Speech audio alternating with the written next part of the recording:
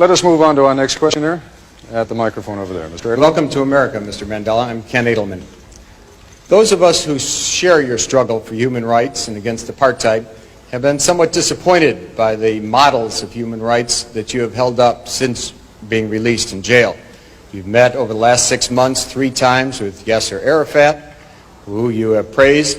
You have told Gaddafi that you share the view and applaud him on his record of human rights and his drive for freedom and peace around the world.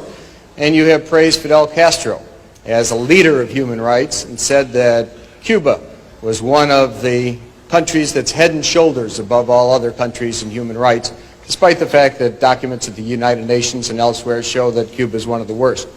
I was just wondering, are these your models of leaders of human rights? And if so, would you want a Gaddafi or an Arafat or a Castro to be a future president of South Africa?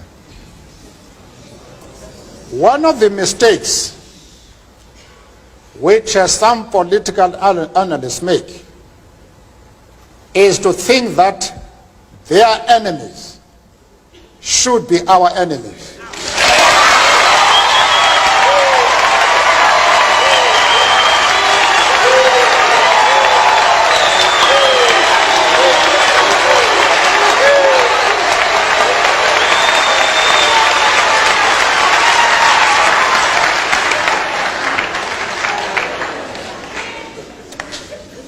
That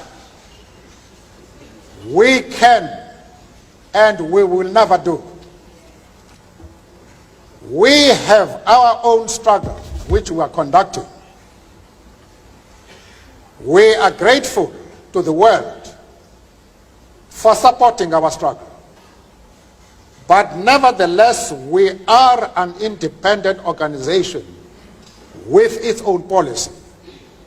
And the attitude of every country towards, our attitude towards any country is determined by the attitude of that country to our struggle.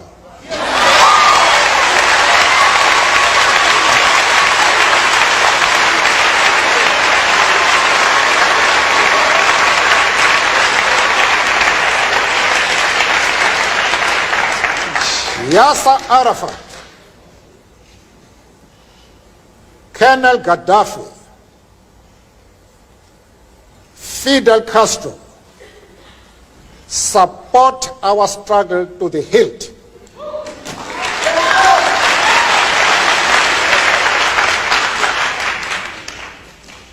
There is no reason whatsoever why we should have any hesitation about hailing their commitment to human rights as they are being demanded in South Africa.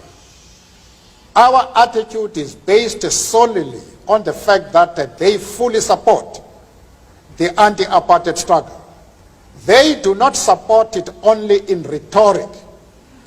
They are placing resources at our disposal for us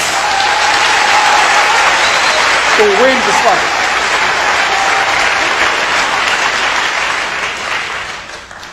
That is the position.